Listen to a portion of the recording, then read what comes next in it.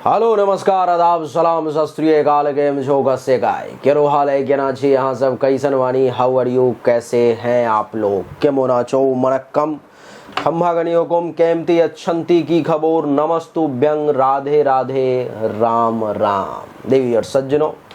आज के इस वीडियो में मैं राजा मिश्रा आपको बताने जा रहा हूँ कर्क राशि वालों के लिए सितंबर का महीना आखिर कैसा रहेगा, किस मामले में बढ़िया रहेगा, किस मामले में खराब रहेगा,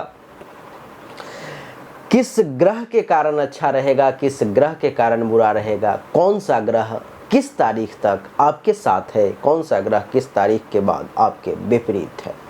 आइए इन सभी विषयों पर में आज के इस वीडियो में हम चर्चा को आरंभ करें और जानने की कोशिश करें। सबसे पहली जो चर्चा हमारी होगी वो सूर्य से होगी। सूर्य कुंडली के दूसरे भाव में सिंह राशि में अपने ही राशि में विराजमान है, जो 16 सितंबर तक ये कुंडली के दूसरे भाव में ही रहेंगे। और सूर्य के अपने घर में दूसरे भाव में होने के कारण आप ये अनुभव करेंगे कि 16 सितंबर तक आपके पास में जमा पूंजी बढ़ती जा रही है। पैसा जो है सो अपने आप बढ़ता चला जा रहा है और जो जमा पूंजी है वो स्थिर है। ऐसा नहीं है कि आपके हाथों से निकल जा रहा है, ऐसा नहीं है कि वो बहुत तेज़ी से खर्च होता हुआ चला जा रहा है। 16 सितंबर तक आप ये अनुभव करेंगे कि आपको परिवार के लोगों का भी अच्छा खासा साथ मिल रहा है, क्योंकि दूसरे भाव में सूर्य है और सूर्य का दूसरे भाव में होना, अपने राशि में होना आपको परिवार का साथ दिलाता है, आपको परिवार के लोगों से मदद जो है सो दिलवाता है। आप एक चीज़ और देखेंगे कि दूसरे भाव में सूर्य है तो आपके वाणी में थोड़ा सा तीखापन, थोड़ा सा ओज, थोड़ा सा अहंकार भी देखने को मिलेगा। थोड़े से कड़क शब्द का भी आप विशेष तौर पर में प्रयोग करेंगे। देवी और सज्जनों, सूर्य के दूसरे भाव में बैठने के कारण दान पुण्य करने का भी अच्छा खासा अवसर मिलेगा। प्रयास ये करें कि झूठ ना बोलना पड़े। पड़ोसी से भी कुछ लाभ के योग हैं। आंख से संबंधित समस्याओं का भी सूर्यदेव निदान करने की कोशिश करेंगे। यहाँ से सप्तम दृष्टि पड़ेगी कुंडली के अष्टम भाव पर में, जिसके कारण से अगर जीवन पर किसी प्रकार का कोई संकट भी है, चाहे वो मूल कुंडली में ही क्यों ना हो, तो सूर्यदेव गोचर में आपके जीवन की रक्षा करने के लिए बाध्य है, तो वो आपके जीवन की रक्षा करेंगे ही करेंगे। अष्टम भाव पर में दृष्टि है तो अचानक से धन लाभ का भी योग बनेगा। रैंडम कहीं ना कहीं से आपको फायदा हो सकता है। जो लोग विदेश जाना चाह रहे थे उन लोगों को विदेश जाने का अवसर भी प्राप्त होगा। वो लोग इस समय में प्रयास करें तो 16 सितंबर तक अपने देश राज्य को छोड़ करके कहीं दूसरे जगह जा सकते हैं। इतना ही नहीं, अचानक से बिगड़ा हुआ काम भी आपका बहुत सारा बनेगा। और कोई बड़ी दुर्घटना अगर होने वाली है जो आपके मूल जन्म कुंडली से पता चलेगी, अगर बड़ी दुर्घटना होने वाली है तो आप ये देखेंगे कि वो दुर्घटना बहुत छोटे तौर पर में बदल के रह जाएगी। सूर्य आपकी जीवन की रक्षा, दुर्घटना से रक्षा करने के लिए 16 सितंबर तक बाध्य है।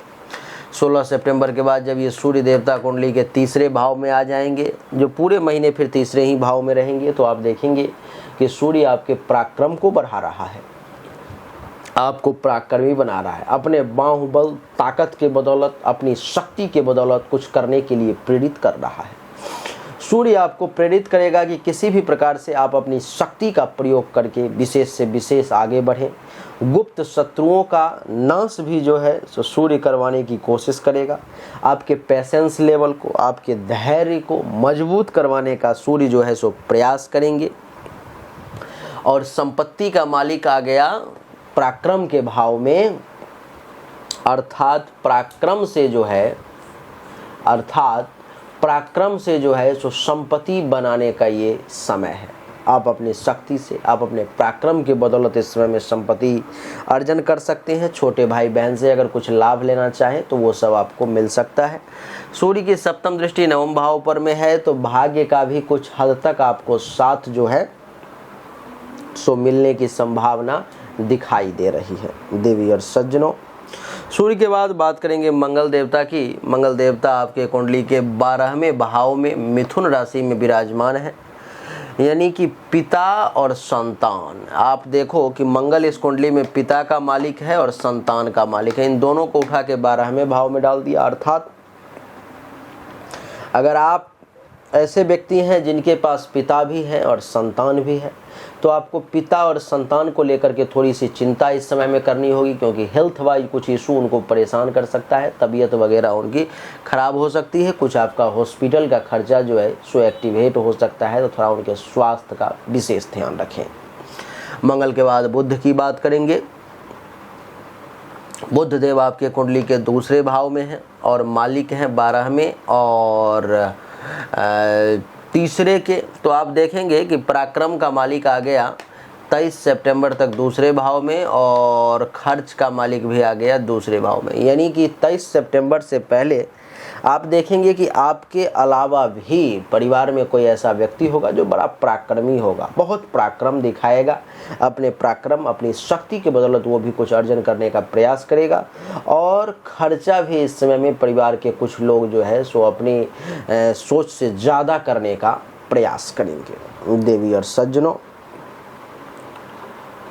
बुध 23 सितंबर के बाद आ जाएगा कुंडली के तीसरे भाव में, उच्च का हो जाएगा। उच्च का जब ही होगा तो माता के ऊपर में अगर किसी प्रकार का मृत्युतुल्य कष्ट आने वाला है तो बुध उससे उनकी रक्षा करेगा।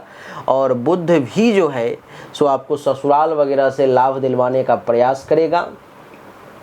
बुध भी कुछ ऐसे चुनिंदे विषयों के आपको एक्सपर्ट बना सकता है, जैसे कि विद्यार्थी वर्ग के लोग हैं तो पढ़ाई लिखाई है, मैथ साइंस वाले जो लोग हैं, जिनको आर्ट से जुड़े हुए लोग हैं, जिनके पास कला है, बोलने की क्षमता है, उन लोगों को बुध जो है सो बड़ा मदद करेगा। ENT से संबंधित किसी प्रकार की समस्या अगर आती है आपको, वैसे आने की संभावना है, सर्दी खांसी जुकाम वगैरह, लेकिन बुध आपकी रक्षा भी करेगा। बुध के बाद देवगुरु बृहस्पति की बात करेंगे। देवगुरु बृहस्पति कुंडली के एकादश भाव में विराजमान हैं, जो आपको लाभ दिलवाने का प्रयास करेंगे। आमदनी में कैसे आपकी वृद्धि हो ऐसी कोशिश रहेगी देवगुरु बृहस्पति की, कुछ उपलब्धि की प्राप्ति हो, मनोकामना की पूर्ति हो ऐसी कोशिश रहेगी। और संतान से भी आपको कुछ लाभ मिले, संतान के कारण भी आपको गौरवान्वित होने का अवसर प्राप्त हो, ऐसी देवगुरु बृहस्पति की कोशिश रहेगी। और जिसका विवाह नहीं हुआ है, हो सकता है इस समय में उसके विवाह के बारे में चर्चा वगैरह किया जाए, सोच विचार किया जाए, पहल किया जाए, रिश्ते आ जाए, लव अफेयर शुरू हो जाए, ऐसी संभावना है। गुरु के बाद शुक्र की अगर बात करें देवी और सज्जनों, तो शुक्र कुंडली के तीसरे भाव में नीच का है और नीच का है शुक्र, तो आपको ये 18 सितंबर से पहले ब्रेक करने की कोशिश करेगा। किस मामले में? तो आप अपने बलबूते पर जो काम करने की कोशिश कर रहे हैं, जो ग्रह आपको सपोर्ट कर रहा है काम करने के लिए, शुक्र आपको 18 सितंबर से पहले दुश्मन का रोल निभाएगा और वो भी आपको ब्रेक करने का प्रयास करेगा। शुक्र की ये कोशिश रहेगी कि कैसे भी करके आपके पराक्रम में कमी लाया जाए, कैसे भी करके आपको जो है सो आगे ना बढ़ने दिया जाए, ऐसी कोशिश रहेगी। देवी और सज्जनों, शुक्र जब 18 सितंबर को आ जाएगा कुंडली के चौथे भाव में तुला राशि में, तो ये मालव्य नामक राजयोग का भी निर्माण करेगा। और मालव्य नामक राजयोग का जब निर्माण करेगा तो आप ये देखेंगे कि ये शुक्र आपको 18 सितंबर के बाद जमीन, मकान, गाड़ी, अचल संपत्ति, इन सब के सुख प्राप्ति करवाने का आपको प्रयास करेगा। इनका प्रयास रहेगा कि आप कुछ इस समय इस सब वस्तु में से कुछ डील करें, कुछ ज़मीन से संबंधित, कुछ मकान से संबंधित, कुछ गाड़ी से संबंधित कोई निर्णय लें, ऐसी कोशिश रहेगी शुक्र की। शुक्र के बाद अब बात करेंगे जो लोग ज़मीन, मकान, गाड़ी से संबंधित किसी प्रकार का कारोबार करते हैं, उन लोगों को जो है सो विशेष लाभ इस समय में शुक्र दिलवाएगा। शनि की अगर बात करें तो देवी और सज्जनों, शनि कुंडली के अष्टम भाव में है, तो इस महीने में आपको जान का भी कुछ खतरा रहेगा। जैसे सूर्यदेव 16 सितंबर तक आपकी रक्षा करेंगे, लेकिन आपके ऊपर में हमेशा इस महीने में खतरा बना हुआ है। अपने जीवन की सुरक्षा करें तो ज़्यादा अच्छा रहेगा। देवी और सज्जनों, शनि के बाद राहु की अगर बात करें तो राहु कुंडली के नवम भाव में है, मीन राशि में है, गुरु के घर में है। तो देव गुरु बृहस्पति क्योंकि अच्छा रिजल्ट दे रहा है, तो राहु भी कुछ हद तक आपको सही रिजल्ट देने का प्रयास करेगा, जैसे कि कुछ धर्म, कर्म, तीर्थ, व्रत वगैरह करवाने का प्रयास करवाएगा। केतु कुंडली के तीसरे भाव में बुध के घर में है और बुध उच्च का है, तो ये भी आपको अच्छा रिजल्ट देने का प्रयास करेगा। इसकी कोशिश रहेगी कि आपको अपने बलबूते पर और अपने बुद्धि विवेक से, अपने युक्ति से, अपने जुगाड़ से आपको किसी भी प्रकार से वो मौका मिल जाए, वो रास्ता मिल जाए जिससे कि आप जो है सो विजय हासिल कर सकें, आप किसी भी कार्य में पराजय ना हो। किसी भी काम को अगर अपने हाथ में लें तो उसको पूरा मंजिल तक पहुंचाने का प्रयास करें। ऐसी केतु की कोशिश रहेगी और केतु आपको मदद भी करेगा। तो देवी और सज्जनों, यही छोटी सी वीडियो थी जिसमें हमने आपको बताने का प्रयास किया कि कर्क राशि वालों के लिए सितंबर 2024 का समय आपके लिए कैसा रहेगा। उम्मीद करता हूँ कि ये छोटा सा वीडियो आपको पसंद आया होगा, अच्छा लगा होगा। कुछ लोग कहते हैं कि गुरुदेव, जो अच्छा फल बताया जाता है वो हमें बहुत कम मिलता है और जो बुरा फल बताया जाता है वो हमें ज़्यादा से ज़्यादा प्राप्त होता है।